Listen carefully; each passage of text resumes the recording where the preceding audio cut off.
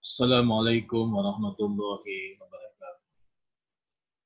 Alhamdulillah, salatu wassalam rasulillah, wa ala alihi wa sahbihi ajma'in, amma ba'd. Teman-teman semua yang saya hormati, saya muliakan. Alhamdulillah kita bersyukur kepada Allah. Kita masih diberikan kekuatan oleh Allah Subhanahu wa Ta'ala. Sore ini kita bisa kembali hadir secara virtual online untuk melanjutkan kuliah kita ilmu hadis. Sebelumnya saya ingin mengucapkan terima kasih atas kesediaan teman-teman untuk menambah waktu pertemuan kita sehingga kita bisa mengejar ketertinggalan waktu kuliah kita setelah tahun sebelumnya kita tidak sempat masuk. Pada pertemuan sebelumnya kita sudah membahas tentang perkembangan hadis abad 1 dan 2 Hijriah. Pada kesempatan ini kita akan melanjutkan pada abad 3 dan pertengahan abad 7 Hijriah. Kalau kita menggunakan pandangan Hasbi As-Siddiqi, maka abad ketiga itu beliau sebut dengan Asrut Tajrid, Asrut Tajrid, Wat Tashihi, Wat Tankihi.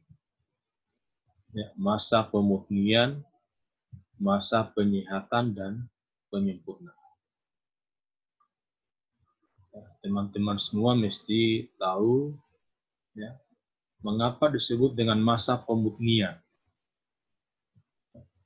Disebut dengan masa pemurnian karena di abad ketiga ini para ulama melakukan kegiatan berupa pemilahan dari hal-hal yang mencampuri hadis Nabi. Sebagaimana kita ketahui bahwa di abad kedua Hijriah, hasil kodifikasi hadisnya, hasil pembukuan hadisnya, itu masih bergabung antara ucapan Nabi, ucapan sahabat, dan ucapan tabi'in.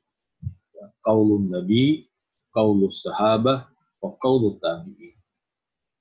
Maka kemudian ulama-ulama abad ketiga itu melakukan kegiatan untuk menyeleksi, untuk mengambil hadis-hadis yang murni ucapan Nabi.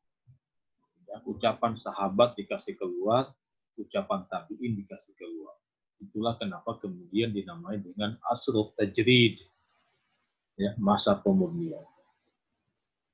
Yang kedua disebut dengan Asrut Tashihi, masa pentashihan, masa penyihatan.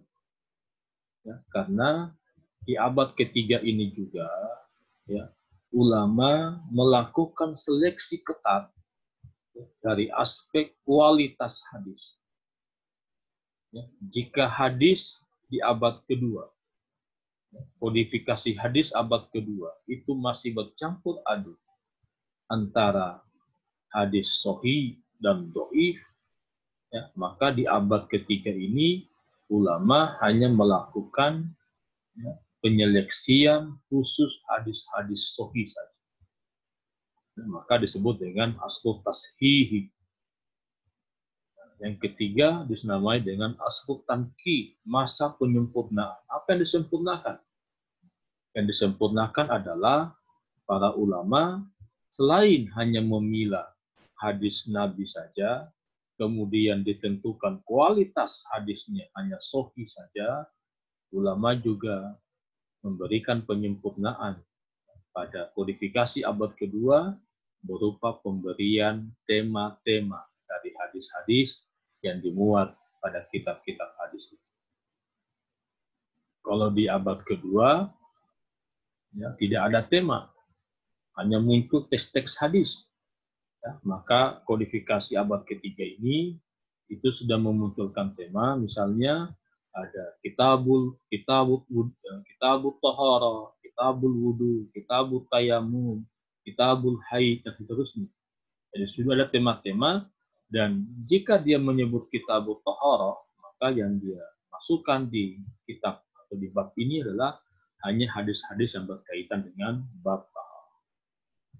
Nah, itu yang pertama teman-teman semua, ya, tentang alasan, ya, sebab kenapa di abad ketiga dinamakan dengan bab masa pemurnian, masa penyihatan, dan masa penyempurnaan. Yang kedua, teman-teman semua, abad ketiga ini atau periode kelima, ya, dari klasifikasi Hasbi Asyidi itu berlangsung sejak masa akhir pemerintahan dinasti Abbasiyah angkatan pertama atau Khalifah Al-Ma'mun sampai awal pemerintahan dinasti Abbasiyah angkatan kedua pada kekhalifahan Al-Muqtadir. Pada masa ini, kondisi umat Islam, ya, dalam pandangan Allahu Yarham Pak Suhudi Ismail, dia menjelaskan ada 3 keadaan umat Islam pada saat itu. Yang pertama, terjadi pertikaian paham di kalangan ulama. Jadi, kekhalifahan Abbasiyah atau dinasti Abbasiyah itu adalah masa kejayaan umat Islam. Dan di antara ciri kejayaannya adalah majunya ilmu pengetahuan. Majunya ilmu pengetahuan. Di masa ini nanti kajian fikih, kajian kalam itu sangat maju. Kajian hadis juga sangat maju. Sehingga terjadi konflik yang sangat keras, ya, antara kelompok-kelompok keilmuan ini. Ya, paham-paham keilmuan ini. Jadi ada ulama fikih, ada ulama kalam, ada ulama hadis. Ya. Ulama kalam itu yang kemudian melahirkan kelompok-kelompok teologi dalam agama. Ya, Jabariyah, Qadariyah, Mu'tazilah. Di masa pemerintahan Al-Ma'mun itu, dinasti Abbasiyah itu menjadikan paham Mu'tazilah, mazhab Mu'tazilah, pemikiran kalam Mu'tazilah sebagai mazhab negara. Yang di antara pemikiran kalam Mu'tazilah adalah menganggap Al-Quran itu makhluk. Nah, pikiran tentang Quran yang makhluk ini kemudian tidak diterima oleh kelompok ahlul hadis. Ulama-ulama hadis mengatakan bahwa Al-Quran bukan makhluk, dia kalam Allah. Sehingga ulama-ulama hadis yang tidak setuju dengan pikiran Mu'tazilah yang menjadi mazhab negara, kemudian mendapatkan perlakuan yang tidak adil dari negara pada saat. Ya, ini ya, sekedar ingin menggambarkan bagaimana pertikaian paham di kalangan ulama yang dialami oleh umat Islam di abad ketiga Hijriah. Ya, sehingga itu berimplikasi kepada kondisi yang kedua, ya, ada sikap penguasa terhadap ulama hadis. Jadi ulama hadis mendapatkan tekanan yang luar biasa pada masa itu. Nah, kemudian ini masih kelanjutan dari abad kedua, ya, masih terjadi pemalsuan atau kegiatan pemalsuan hadis. Jadi ada 3 kondisi umat Islam yang terjadi di abad ketiga. Yang pertama terjadi pertikaian paham, pertikaian mazhab di antara ulama. Yang kedua sikap penguasa terhadap ulama hadis, dan masih terjadi kegiatan, ya, pemalsuan hadis. Di abad ketiga, teman-teman semua saya hormati, ya, para ulama itu dalam mengembangkan hadis atau dalam menjaga hadis, ya, mereka melakukan kegiatan-kegiatan. Yang pertama, rihlah ilmiah. Mengadakan perjalanan lawatan ke daerah-daerah yang jauh untuk mencari ulama-ulama yang menjadi sumber hadis. Jadi ada rihlah ilmiah. Ya. Kemudian tadi saya katakan di awal bahwa ulama juga melakukan kegiatan pemisahan antara ucapan Nabi, ucapan sahabat, ucapan tabi'in. Dari kondisi abad kedua, kodifikasi hadis abad kedua, ketika memasukkan ucapan sahabat, ucapan tabi'in, maka lahirlah definisi hadis dari aspek sandaran. Jika disandarkan kepada Nabi itu marfu, jika disandarkan pada sahabat dia mauquf, jika disandarkan pada tabi'in dia maqtu. Wa ma udhifa lin nabi'il marfu, wa ma udhifa lis sahabati mauquf, wa ma udhifa lit tabi'in maqtu. Nah, di abad ketiga, ulama-ulama kita melakukan kegiatan untuk memilih hanya ucapan yang marfu, ucapan Nabi saja. Yang mauquf, yang maqtu dikeluarkan. Kemudian para ulama juga melakukan kegiatan penyeleksian hadis. Mereka menyeleksi hadis-hadis yang untuk hadis sahih saja. Kemudian yang keempat, para ulama di abad ketiga menghimpun segala kritik yang telah disampaikan oleh ahli ilmu kalam dan ahli ilmu lainnya, baik yang ditujukan kepada pribadi-pribadi perawi hadis maupun yang ditujukan kepada matan-matan hadis. Jadi seluruh pikiran-pikiran dari ilmu-ilmu lain, dari keilmuan lain tentang hadis itu kemudian di counter, diberikan penjelasan oleh ulama-ulama hadis. Kemudian mereka yang kelima, mereka melakukan penyusunan tema-tema hadis. Dan umumnya tema-tema yang digunakan oleh ulama hadis itu sifatnya tema-tema. Tema-tema. Nah, itu kegiatan, ada 5 kegiatan yang dilakukan oleh ulama hadis di abad ketiga. Yang pertama, saya ingin ulangi supaya teman-teman bisa memahaminya. Yang pertama, melakukan rihlah ilmiah, pelawatan ke daerah-daerah yang jauh untuk mencari hadis. Yang kedua, memilah, menyeleksi hadis-hadis yang hanya berkualitas atau yang hanya bersandarkan ke Nabi, yang sahabat tabi'in dikeluarkan. Yang ketiga, menyeleksi kualitas hadis. Yang keempat, menjawab segala kritikan para ulama-ulama lain yang berkaitan dengan hadis, baik kritik pada pribadi maupun kritik yang berkaitan dengan matan-matan hadis. Yang kelima, ada penyempurnaan pada aspek tema dari hadis itu. Sehingga teman-teman semua, bentuk-bentuk kitab hadis yang lahir di abad ketiga ada 3 paling tidak. Pertama namanya kitab sahih. Kitab sahih itu adalah kitab yang hanya berisikan hadis-hadis sahih saja. Yang dhaif, yang hasan tidak dimasukkan. Ini diwakili oleh 2 kitab hadis, kitab Sahih Bukhari dan kitab Sahih Muslim.